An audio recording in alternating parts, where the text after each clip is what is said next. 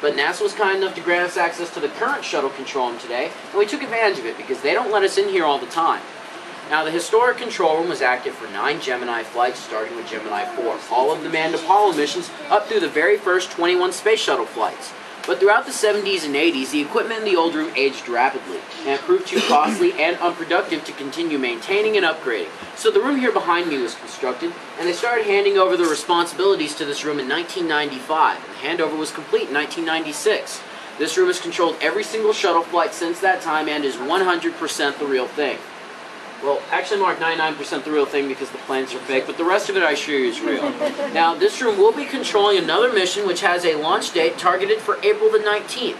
Now, the Space Shuttle Endeavour is the next shuttle to fly, and will go to the space station in a 14-day-long mission to deliver spare parts and attach additional scientific equipment. But I'd like to talk about a few of the positions here in the control room that help make it possible. I'd like to start here in the middle in the second row with the Flight Director. Now, whenever it comes to manned spaceflight here in the United States, during the missions, this is the person who is the leader of the team. And as team leader, they assume the responsibility for the safety of the astronauts, safety and integrity of the spacecraft, as well as overall mission success. This person will also act as the focal point for all and any decisions that have to be made relative to the on-orbit mission. But leadership aside, communication is also very important to the success of each and every spaceflight.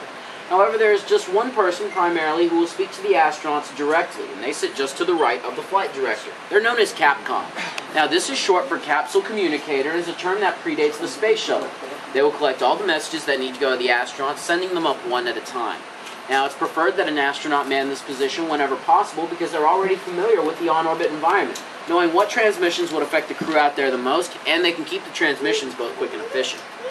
Now, the space shuttle can only stay in space for about 2 weeks, so it's very important that the crew on board utilizes their time wisely so that they can complete all of their objectives. But they have somebody here in the control room to help keep them on schedule, and they sit in front of Capcom, known as the Flight Activities Officer, or FAO for short. They have each astronaut's day fully planned out, sometimes even broken down to 5-minute increments, telling them when to wake up, brush their teeth, do experiments, exercise, bathe, do homework, clean up, and go to sleep, and some of the astronauts call this person Mom. Now, the systems of the spacecraft need to be up and operational and working at optimal performance for a successful mission, but we have many people here who manage and monitor the systems of the spacecraft.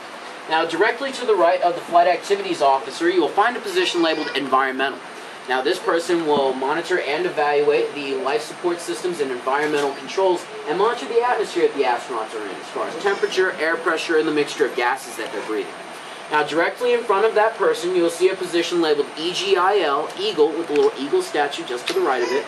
Now, this is another acronym standing for Electricity, Generation, and Illumination Officer. Now, they're responsible for the usage of the fuel cells that supplies light to the space shuttle as well as electricity to the additional systems. Now, this person is also responsible for the master caution and warning systems so that if something starts to go wrong with the spacecraft, the crew and the controllers will know as soon as possible. But if you redirect your attention over here to the far left-hand side, in the second row from the front, you will find propulsion. Now, propulsion will monitor and evaluate the levels of fuel on board the spacecraft that are used as propellants during any and all on-flight maneuvers. They also monitor the propulsion systems themselves. Now, the astronauts who are up there, they don't get to conduct maneuvers simply whenever they feel like it. All of the maneuvers are carefully planned out well ahead of time. And that brings me to the very front row where you will find trajectory, FDO, the Flight Dynamics Officer, and guidance. Now, these people work very closely together to time out when the thrusters need to be fired, how long they need to be fired for, and what direction they need to be fired, and their calculations need to be very precise because, after all, it is rocket science. Now, on the way in here, you may have noticed that there's actually a smaller control room right out here next to the elevator. You'll definitely see it on your way out. Now, in case you were wondering, that room used to be the space station control room, but the space station eventually got too big for it. Now the room next to the elevator is used for specialized missions, like the last time the Hubble Space Telescope was upgraded. Now the space station control room is still in this building. If you look to the screens here in the corners, these are live shots from that control room, which is active 24 hours a day, 7 days a week, because there is always someone up there. Now the space station is currently home to a multinational crew of 3 people. And that crew is made up of 1 American astronaut, Captain Coleman, 1 Italian astronaut named Paolo Nespoli, and their commander, Dmitry Kondratyev, from the Russian Space Agency. Now, there are about 16 different countries, 16 different cultural identities working together on the Space Station Partnership, which makes it the largest peacetime collaborative effort throughout the entire history of mankind. And we are very fortunate to live in an era where we can see something like this take place. After all, some of those countries used to not get along so well. Now, if you look to these screens behind me, the one over here to the left, that's actually various shots from Launch Pad 39A down at Kennedy Space Center in Florida, where the Space Shuttle Endeavour is at right now. The screen in the middle is the orbital tracking map. This is currently tracking the progress of the space station as it orbits our globe. And if you look just off of the southeastern coast of Africa, you're going to notice a small white icon with a white circle around it. This is where the space station is right now. Now, you'll see it shift just a little bit every now and again, indicating movement, but it doesn't do justice to how fast they're going, which is a leisurely 17,500 miles an hour. So they cover about 5 miles a second, spend 45 minutes in daylight and 45 minutes in darkness. Now, they use one time up there so that they don't get confused, and that's the time on the prime meridian, called Greenwich Mean Time, or GMT for short. Now, ladies and gentlemen, if you look on this wall over here to the left, you're going to notice that there are a variety of different flags that hang there. Now, each one of these represents a successful mission that had been controlled from this room, and each control room has their own set for the missions or expeditions that they are responsible for. Now, the people who man these flights help design their own, and that's why they're all different. But whenever the mission is about to go up, or if it's ongoing, the plaque will be over here to the right. Just to the inside of the doors for the Discovery, which landed last week, and they will have a hanging ceremony here in about a week and a half, which will involve all the flight controllers from the mission and the crew of the spacecraft themselves.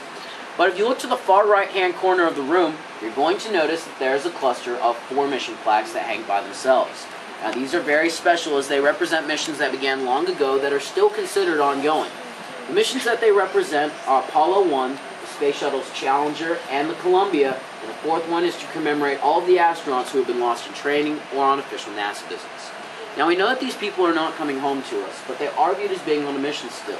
And today, their objective is to serve as a reminder to those who work in the space program as to how vital the things that they're doing really are, and also to serve as a constant reminder of how high the cost of failure truly is as we go forth to brave this exciting, dangerous, and limitless new frontier. Now, ladies and gentlemen, unfortunately my time with you is coming close to an end. I wish I had more time to speak with you today. But before I let you go, if any of you have any questions, I'll be out here next to the elevator, so just fire away and I'll answer those to the best of my ability. If not, be sure you have all your personal belongings with you. Double check underneath your seats just to be sure. And on behalf of myself, everyone at Johnson Space Center and Space Center Houston, thank you very much for your time and your attention. I hope you have a good day, ladies and gentlemen. Thank you. You're welcome.